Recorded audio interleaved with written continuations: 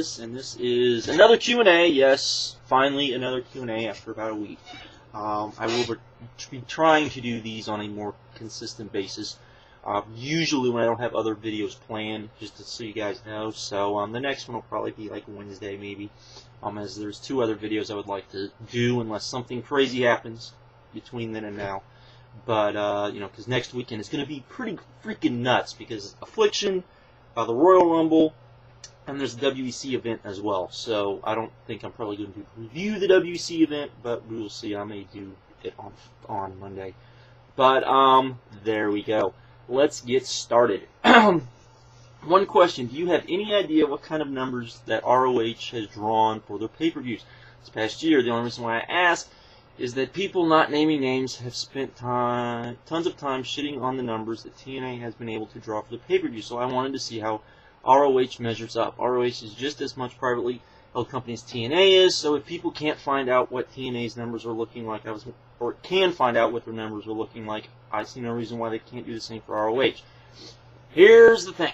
The numbers are kind of out there. The problem, and this is the same problem with the TNA numbers, as you will notice that whenever the TNA numbers come out, they are the estimated numbers. They're not the real, true numbers that that no one puts them as, you know, hard numbers. The reason being is because apparently, and this is according to Dave Meltzer, who has been following this stuff forever, so he would know, that once you do pay-per-view buys that are less than 100,000, it's harder to track, and most people don't track it. So once you get under 100,000, it becomes estimated buys apparently. So that is why, and since TNA isn't giving those numbers out as far as what they're doing, and no one's really tracking it, then it becomes estimated buys. Now, what we do know is that Ring of Honor, when they signed their deal, it was very publicly known that the pay-per-view companies wanted them to do about what the TNA weekly pay-per-views did, which was about 10,000, 12,000 buys. So, a show. So we know that's what they wanted. So we know that they must have at least been doing that because they got re-upped for a second year for the pay-per-views. So we know they were at least doing that. The estimated amount is somewhere between 10 and 15 for the average pay-per-views, with Man Up being somewhere between 15 and 20,000, probably about 17,000 to be completely honest, from if I was to guess. But those are the estimated amounts. Now, do I think those are great, wonderful, Let's Dance in the Street pay-per-view numbers? No, I don't. I don't think they're very good at all. You know, you do have to take into account that you're talking about taped pay-per-views, a company that's not on TV, the company they hired to promote the pay-per-views, the promotion company has done an absolutely shit job, in my opinion. I've only ever seen one commercial that wasn't on the internet, and that was on television, and that was during a NWA showcase showing last year about this time. So I think that pretty much tells you everything you need to know about that.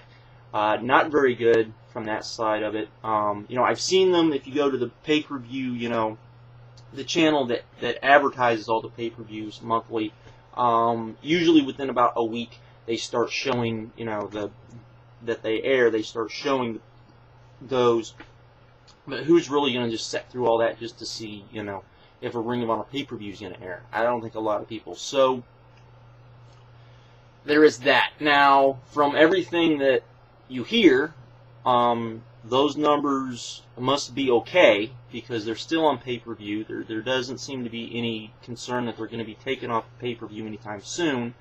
So I would imagine they're doing okay. So I would imagine that's the case. So there you go. With that, so yeah, about 10 to 15, and then Man Up was somewhere between 15 and 20. So there you go. There. Like I said, not numbers that I would say you need to go out and dance on the streets for. The idea of the pay-per-views originally was to help the DVD sales anyways. It was basically to be, hey, here's our product, now go buy the DVDs. Apparently that hasn't been the case. So to that extent, it hasn't been a success. but they're still on, so I guess they must be pulling in at least what they should be pulling in. So there is that. I noticed in your review of Rising Above 2009, you talked about how much you love the Danielson McGuinness feuds. Do you think that this feud can be the type that can define Ring of Honor, like Samoa Joe and CM Punk feud did in 2004? I think it can in a long-term sense. I would say it wouldn't be the feud like Samoa Joe versus Punk, which, you know, became a pretty big deal. It was set up pretty good. But it's hard to, you know, do that exact formula again. I think this is a really good feud. I think if and when Ring of Honor gets on television, I would imagine that that would probably be the feud that they would gear everything around.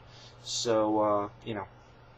So I would say no, but with a possibility of a yes, because we just don't know yet. So there you go. My question to you is that some people are saying that Vince killed Pro Wrestling. Ole Anderson even said it at the NWA Legends Fest, but in my opinion, I think entertainment has gone overboard, meaning most wrestlers can't act anymore to make the public see that a storyline can be true. I think the problem is not that they can act, but you're asking guys to act instead of just go out there giving them, you know, saying, okay, here's the storyline, go out there and put the storyline over and be yourself. And I think that is the biggest problem that they're facing. You know, I've heard a lot of people talk about this. You know, when you basically asking guys to do scripted promos, it doesn't always work, and guys start all sounding like they're saying the same thing over and over again. And if you start listening, particularly the guys on the undercards or the mid-level guys in WWE or even in TNA, they all do kind of sound the same, and that's not good, and you don't want that. You want them to be able to separate themselves. So there you go. What are your thoughts regarding the WWE reducing their staff down by 10%, including not only firing WWE personnel, but WWE superstars as well? I think it's just a thing of the times. I haven't really, you know, there's a couple of surprises that have happened, Sergeant Slaughter probably being the biggest of them, but a couple of the refs, but, you know, I think it's to be expected. I have said, since I think I've been on here, that I think the WWE actually has too many wrestlers on their payroll, and that includes developmental talent. I think if a guy hasn't been brought up in a year and doesn't look like he's going to be brought up in a year, you need to cut him and let him go somewhere else. I think there's a lot of guys that are stuck in mid-card hell that WWE could release, even if they went to TNA, could leave, maybe become a big star, and then you could bring them back once they made a name for themselves. So I'm not entirely big on, you know, the big roster that they have, but I think it's more of a sign of the times as far as the personnel goes. As far as the wrestlers, I still think they probably have too many wrestlers and on-screen talent that they need to probably get away with. So there you go. It seems that some of the ROH fan base is souring on Nigel McGuinness. It seems they were souring on Nigel McGuinness the second he won the title, almost. Reign as ROH World Champion, and they're complaining he's been becoming stale champion. I would disagree with that. What is your opinion on Nigel's title reign, and would you rank it in comparison to the ROH title reigns of the past? I would rank it very highly. I've enjoyed the vast majority of his title reign. I think he's a good heel. I think the fans want him to drop the title so bad that it adds so much to his matches. It's not even funny. You know, people can say he's stale. I don't think he is. I think he's actually becoming more and more entertaining as time goes on. I think part of it was he wasn't taking on the right opponents through some of it. I think some of his opponents were kind of iffy. But I do think that for the most part he's been a very good champion. I'm big on Nigel McGuinness. I think Nigel McGuinness has a lot of skills, and I think he's very good. And, you know, I definitely think he's one of those guys that can make the transition, particularly to WWE, and be very good. So I don't think it has been bad at all. Hey, Truthslayer, what kind of addition do you think Jerry Lynn will make to the ROH roster? Personally, I think he's been what ROH needs, a selfless veteran who takes pride in his work and, more importantly, puts over the younger talent and can help them learn how to work. I completely agree. I think particularly with the new style, which everyone seems to be down on with Ring of Honor, but I actually kind of like it. With the slowed down style, he definitely is a guy that can teach them, okay, let's slow it down, but we can still make it entertaining. You don't have to do, 10,000 spots in a match, even though I don't mind that. But we can slow it down. You guys don't have to do all this crazy stuff, and you can still put on just as good of a match. So I think to that extent, I think it's very good. I think him helping the guys out, the guys working with him, I think it's just going to become that much better. So there you go. When RVD versus Cena at One Night Stand and the whole ECW crowd was behind RVD, do you think that Vince toned down ECW because he didn't want the baby faces to be booed? No, he toned down ECW due to the fact that they were not going to be able to do the old ECW style, which they pretty much said from day one. They never hid, they never said anything differently. They pretty much said, this is going to be a new ECW, it's not going to be the old ECW, because the old ECW just would not work with what they had planned. They knew going in that Cena was going to get the crap booed out of him. And I have always said I give Cena tons of credit. I think he did a lot of good things in those matches. His interaction with the fans was unbelievable. I got more respect out of him for doing that match than anyone, because to be honest, Triple H should have been the one doing that, in my opinion. And I think the exact same thing would have happened, but I think he would have wanted to be protected and probably wouldn't want to do it, so they stuck in Cena. That's just my opinion on it, but what you gonna do? Who do you think has a better chance of being a bigger star, MVP, John Morrison, or Mr. Kennedy? I think Mr. Kennedy has the better chance. However, I think John Morrison will be, simply because I think Kennedy will screw it up somewhere and will not be. So there you go. Though I think MVP is very good too. But I think out of the guys who I think, if I was going to say these two guys are going to be superstars, I would say MVP and Mr. Kennedy. John Morrison really isn't that, even though he's very good, and that's not to take anything away from him. But I think MVP and Mr. Kennedy are just have that extra thing that I don't think John Morrison necessarily has. Not that he will not get it, but there you go. Do you think that wrestling in North America could learn some lessons on how tag teams are supposed to be booked when looking at the tag team division in All Japan Pro Wrestling during the 90s? All Japan produced the best wrestling during that decade. I definitely agree, though I have no idea how they would do it, because part of the thing with All Japan's booking was the fact that, they had the stiffer style, and that played into the booking.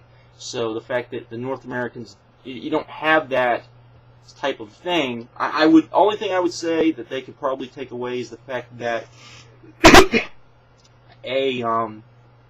the way they booked a tag team match was you got more action. This was a tag team match. Guys could, do their thing, go to the outside, rest, come in, do their thing again. It was a much faster paced match than normally what you got, particularly with the heavyweights. So there you go. Hey, TCLA, I have a question for you. The thing I've heard a lot from YouTube commentators like yourself is that the wrestling business has changed and gone in a new direction that has left TNA or WWE or TNA behind. Exactly what direction has the wrestling business gone? I don't think the business has gone that way, but I think that it needs to go in a different direction, because I think I think it needs to be more off the cuff to a degree. I think they need to let the guys be the guys, and I think it needs to be more, I guess, hyper-realism would be the better way, where it looked more real. That's one thing I would say about particularly a guy like Bryan Danielson, where he does a lot of ring type of stuff. You look at a lot of the stuff that Undertaker does now, it's a lot more MMA oriented, and I think that is what fans go crazy for it. So I think that's where they kind of need to go. I think it needs to be stiffer. I think it needs to be booked smarter, and I think it needs to be somewhat more believable than what we've got, instead of, let's have these crazy, wacky storylines that don't necessarily make a lot of sense. So there you go. Do you think that Nancy Sullivan will ever be inducted into WWE Hall of Fame for her contribution to the business as of LA and ECW and WCW? It may take time, with women like Miss Elizabeth likely being ahead of her. Or will she be ignored because the WWE is trying to forget the whole incident with Benoit? It seems unfair to me to punish the victim, especially in this case. I think she was a great manager and deserves a spot in the Hall of Fame. What are your thoughts? I think she was a great manager, but I don't think she was a Hall of Fame manager, per se. I think she was very good, but I don't think that to me, Miss Elizabeth would be, out of the women, would probably be the one inducted that I could think of, other than Sunny and Missy Hyatt. Those are the only other two I could think of off the top of my head that I think should be in the Hall of Fame. I definitely agree with you. I don't think they would do it simply because, to be honest, they don't want anything with Benoit anywhere close to the Hall of Fame, or, you know, it even looking like, okay, we're inducting her, we're inducting Nancy, but really we're doing it to kind of, you know, I don't think they would even want to go there. So there you go. There you go. People have mentioned that ROH was best during the duration of 2002 to 2005. I really didn't watch it at that time, and have been watching it since 2006. If this is true, what can ROH do to bring the product level to 2002, 2005? See, I completely disagree. To me, 2007 was the best year Ring of Honor ever had. I know a lot of diehards will say that's not true. I completely disagree. I think you had far better shows, top to bottom, than you did any of those times. You had probably more up-and-coming talent that you could see that was going to be superstars from 2002 to 2005. But as far as shows, I think, as far as a show purpose, I think 2007 was probably the best year. And I would, you know, I would say this past year was kind of more along 2006, because 2006 started really strong, but it ended not very good at all, in my opinion. I know a lot of people, you know, praise it because of a lot of the angles, but to me, 2006 did not. The end of 2006 was not very good at all. So there you go. Do you know why Rey Mysterio got his title run? I've been hearing people say that he got it. He got it because of something involving Eddie Guerrero. Can you clear this up for me? Yeah, I thought most people knew this. So that's how, I guess a lot of people don't. Rey got his run supposedly because of with Eddie dying. Rey got a pretty good. In the WWE's mind, they pushed him to take advantage of Eddie's death, or that is the perceived. We don't know if it's that. I'm pretty sure that's why the WWE did it, but that was the whole reason why he got his title run. There you go. Hey TSLA, what do you think about the WWE releasing the Starrcade DVD?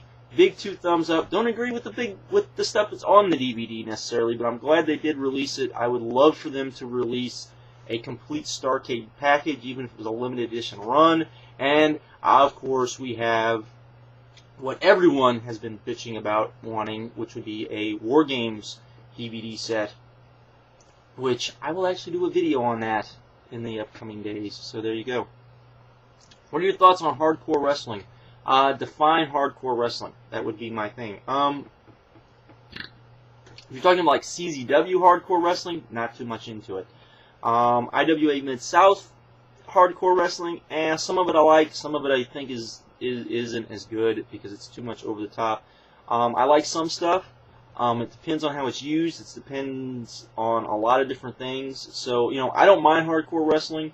I will sit here and tell you there's a lot of hardcore matches that I absolutely love, but at the same time there's a lot of them that I think are just stupid and guys just, you know, doing absolutely stupid, nonsensical crap for no apparent reason. So, there you go. As you probably know, there is, also